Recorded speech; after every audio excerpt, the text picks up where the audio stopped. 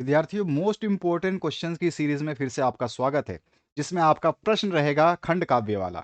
तो खंड काव्य के आधार पर आपको निम्न में से किसी एक प्रश्न का उत्तर आपको देना होगा, और ध्यान रखें कि एक प्रश्न का मतलब होता है दो पार्ट एक साथ आते हैं। यानी कि आपने अभी तक मॉडल पेपर नहीं देखा तो आपको समझ में नहीं आएगा।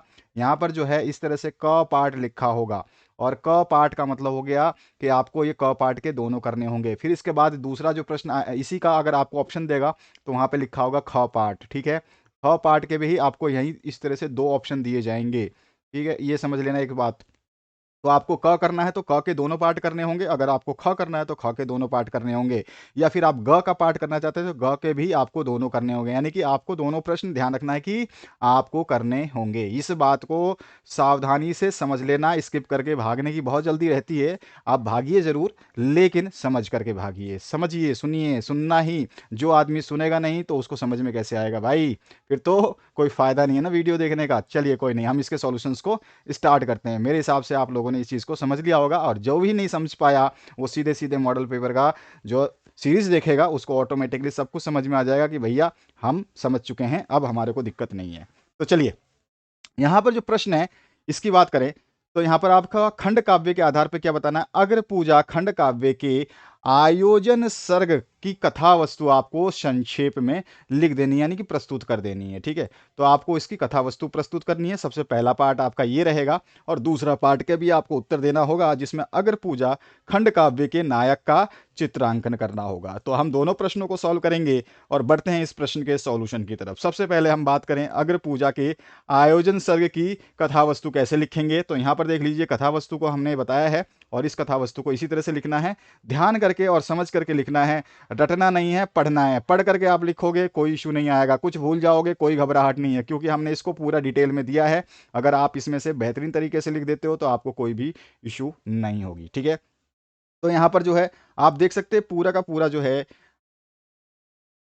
हमने जो कथा वस्तु यहाँ पे बताई है, सॉरी आपका, हाँ, कथा वस्तु जो प्रस्तुत की है अग्र पूजा के आयोजन सर्ग की।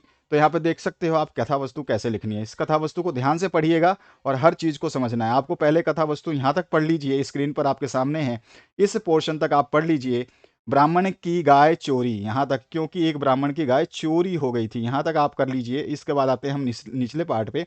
तो यहाँ पर इसका बचा हुआ पार्ट यहाँ तक आएगा, और ये पार्ट जो है आप यहाँ से अब फिर से आप देख सकते हैं कि हमने जहाँ ऊपर तक देखा था उसके बाद ये पार्ट है, और इसके बाद जो है थोड़ा सा पार्ट आपको और लिखना पड़ेगा। यहाँ पे ये बड़े बड़े अक्षर दिखाई दे रहे हैं आपको, हमने बड़ा इसलिए किया है कि आपको आराम से देखने में कोई समस्या ना हो, पढ़ने में मजा आए। इसके बाद जो है आप देखेंगे इसका और भी आगे थोड़ा सा है। जब हमें कथा वस्तु लिखनी है तो कथा वस्तु को तो हमें कथा वस्तु के हिसाब से ही लिखनी होगी। इसके बाद ये कथा वस्तु यहाँ पे समाप्त होती है, और इसका जो दूसरा पार्ट है उसकी हम बात करते हैं। तो इसमें जो है अग्र पूजा खंड काव्य के नायक श्री कृष्ण का चित्रांकन आपको करना था। तो जब भी चरित्र की बात होती है तो उनके कुछ पॉइंट्स आते हैं। तो यहाँ पर जो है हम बोल सकते हैं कि वो लीलाधर योगेश्वर थे। तो इन्हें निम्नलिखित विशेषताओं के रूप में हम जो है उनका चित्रांकन कर रहे हैं, यानी कि चारित्रिक विशेषताएं बता रहे हैं। लीलाधार योगेश्वर अगर आप इंक्लूड करना चाहें तो ठीक है, मैंने बहुत सारी विशेषताएं बताई हैं, जो भी आपको विशेषता उचित लगे, जो आराम से आपको याद हो, उनको आप याद करेंगे। तो लीलाधर योगेश्वर पहली उनकी चारित्रिक विशेषता यानी चित्रांकन में हमने बताया है। इसके बाद जो दूसरी विशेषता की बात करूं तो यहाँ पर हमने बताया है कि वो विनम्र और शिष्टाचारी भी हैं। ठीक है, इसके बाद जो नेक्स्ट पार्ट में हमने बताया है आपको, आकर्षक सौंदर्य के स्वामी भी माने गए हैं। तो यहाँ पर इसको भी हम डिटेल में लिखेंगे। इसके बाद में पांडव के जो है परम हितैषी थे, यानी कि परम मित्र जो हैं वो माने गए थे। उसके बाद जो नेक्स्ट है इसमें क्या है, वीरता तथा संयम के प्रतिमूर्ति भी हैं।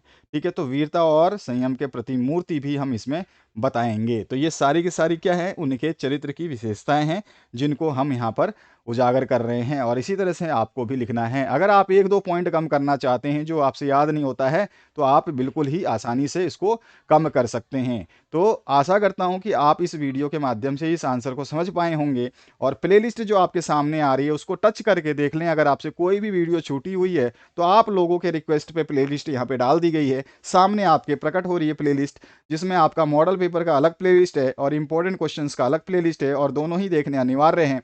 अब आपके ऊपर डिपेंड है कि आपने कौन सी प्लेलिस्ट देख ली है और कौन सी बाकी है। अगर आपने दोनों नहीं देखी है तो समय आपके पास बहुत कम है। जल्द से जल्द जितने भी वीडियोस आ रहे हैं कंटिन्यूअस देख लेना, क्योंकि आप सोचोगे कि मैं आज वाला वीडियो कल देखूंगा और कल वाला वीडियो नेक्स्ट डे देखूंगा, तो ये पॉसिबल नहीं हो पाएगा। ये लिख करके लिख लो, कहीं नोट कर लेना कॉपी किताब में कि सर ने कहा था कि आप वीडियो नहीं देख पाओगे, और फिर भी मुझे बताना कि नहीं आपने तो कहा था लेकिन मैंने वीडियो देख लिया था।